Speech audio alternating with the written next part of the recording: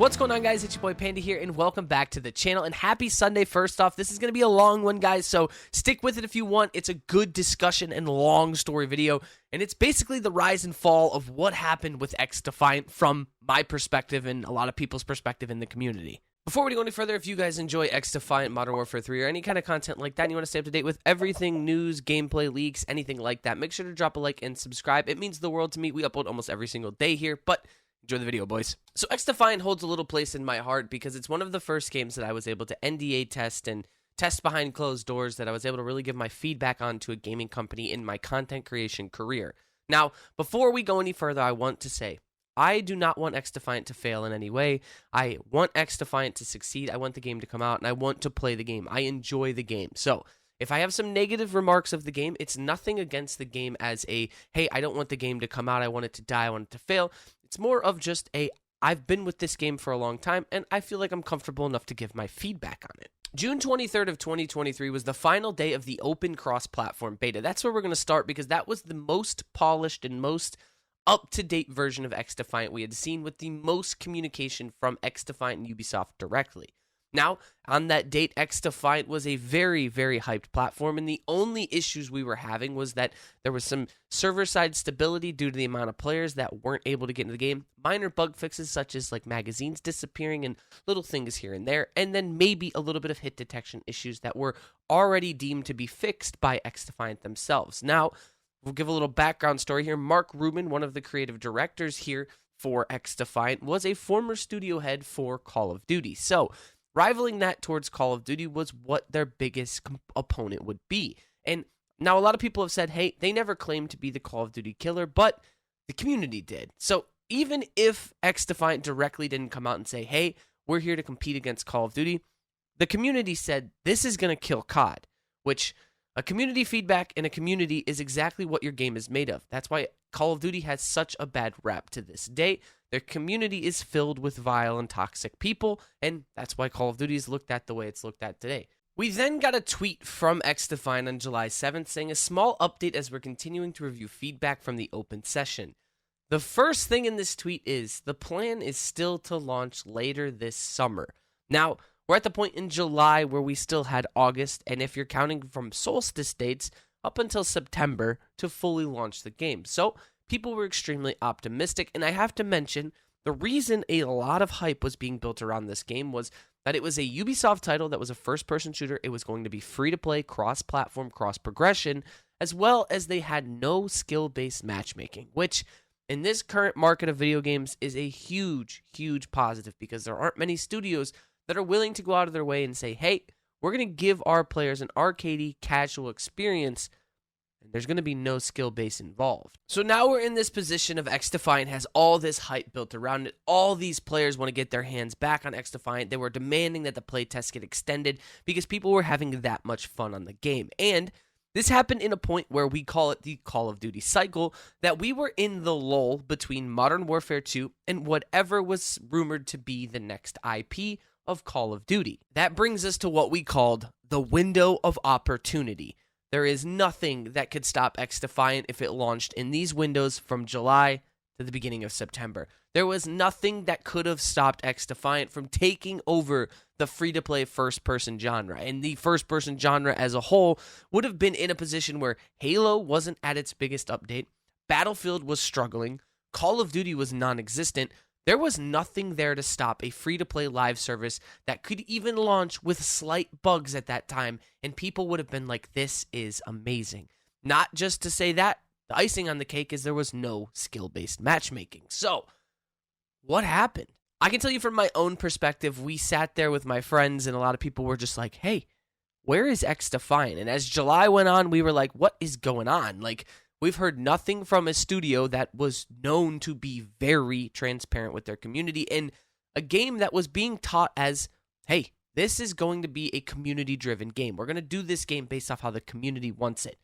Which, I know that doesn't mean the community gets to decide when they get the full release of the game, but you would think there'd be a little transparency. So, time goes on, all of July, we have no information until July 31st, we get a retweet from Xdefiant about Ludwig's Who is the Greatest Gamer of All Time, where it's showcasing Xdefiant as one of the games, where A lot of people then rumored they're going to shadow drop the game and not talk about it, kind of like they did with Apex Legends back in the day from Respawn, where they kind of just didn't tell anyone the game was coming, and then they did this little live stream and said, hey, game's live, go play it. But nothing up until that Ludwig announcement. So we thought maybe, hey, we're going to see it that day. We found out that that's September 2nd is when that's going to happen. So everyone's like, end of summer, September 2nd is the launch of Xdefiant. Place is going crazy. Videos are being made. We're waiting to hear something from them, and still nothing.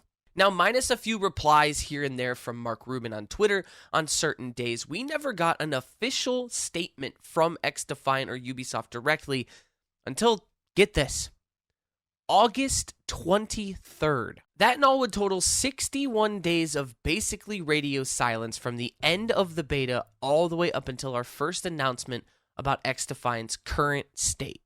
And it was a message from Mark Rubin stating this: hey all, I know it's been quiet and I apologize for that. We're in a phase where we're submitting Xdefiant for a release and squashing any last minute bugs. And on a new IP, not sequel to sequel to sequel, which was a shade thrown towards Call of Duty, we are taking the time to get those steps right. I love how excited everyone is about our game. We've reached many more people than we ever expected already, and I share your frustration on just wanting to be able to play. But unlike what my mom thinks, making a game isn't all fun and games, and not every part of the process is as fun as others. But there is a light at the end of the tunnel. The team is hard at work, and we are making progress every day to get the game in your hands as soon as it's ready. Thank you again and everyone for being fans of our games, and I hope to see you all soon in game. There are two major things that came out of this post exactly that have put us in the position we're in today. Number one, at the end when he says, I hope to see you all soon in game, that brought up everyone's excitement that potentially September 2nd at Ludwig's event, we were getting a shadow release. But no one knew that it was going to open the can of what was at the top of we are submitting Xdefiant for release.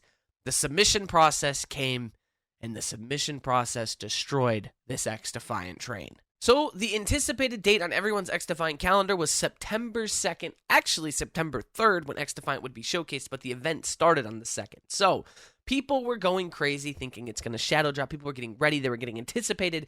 And then a couple days before the event, Mark Rubin on Twitter said, no shadow drop. We'll be releasing the game like a normal game. You're going to give a couple days early so you guys can preload and be ready for the game to come out. So everyone's like, damn. Well, at least we're going to get to see some new gameplay at Ludwig's thing. We'll get to see where the game currently is, see some new features. Then Ludwig's event comes around, and the game is the exact beta that we played back in June. And people are going crazy, wondering what happened to this game and why there's no updates and where it's just the same thing we've seen. And I remember myself and my friends going, did they change anything from what we played last time? Like, what's going on with Xdefiant? So now we're in this weird process of we have the submission process that we know nothing about that Mark Rubin mentioned.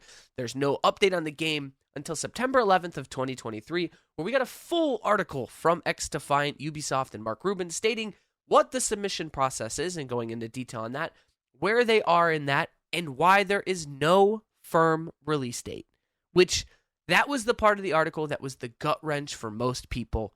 We have no idea when our game's basically going to launch, is how it's stated.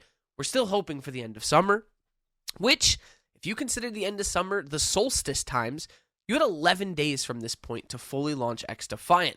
But if you considered summer like most did when kids went back to school, that ship had sailed. So now the hope was on, hey, we might get an October release date. And everyone was like, yes, we'll get an October release date. And everyone was getting excited about, hey, you know what? It's fine. I want a good polished game. Let's launch the game in the best current state that it can be. Basically, we got knowledge that it didn't make the submission process the first time, so they had to do it again, which we're fine with. We're good. Let's get this game back in our hands. And then here came the Kool-Aid man busting through the wall of Modern Warfare 3. Love it, hate it. If your goldfish hates it, it doesn't matter. Call of Duty was officially back. They were returning features to multiplayer that had been removed for no reason. Warzone was looking to be promised as one of the best things ever. Zombies was returning. Verdansk was being rumored as well for Warzone. So all the Call of Duty cycle hype is at the peak and pinnacle of Call of Duty. Xdefiant is in the rear view looking back saying, hey, you guys forgot about me? But Call of Duty's just full steam ahead. And the Xdefiant hopefuls were saying, no, we're sticking on board with Xdefiant. I don't care. I want Xdefiant. And I was one of those who was like, I'm going to play both. I'm so excited to have both. I can't wait to have my hands on two games and be like, you know what? I got Xdefiant and I got Call of Duty, and I have something fun to play no matter what's going on. So with Xdefiant gnawing and clawing its way out of the Call of Duty hell, September 26th, we got an announcement of a public test session, which me and all my friends thought, this is perfect. They're showing off where the game currently is, and the game is going to launch later in October, which makes sense. Now, we did talk many times here on this channel about should they compete with Modern Warfare 3 when it came to a launch because there was so much hype coming out around Modern Warfare 3. Then, rumored dates started popping up of possibly October 6th, which we were like, hey, that's COD Next, dangerous day to do that, but there's a potential that they could.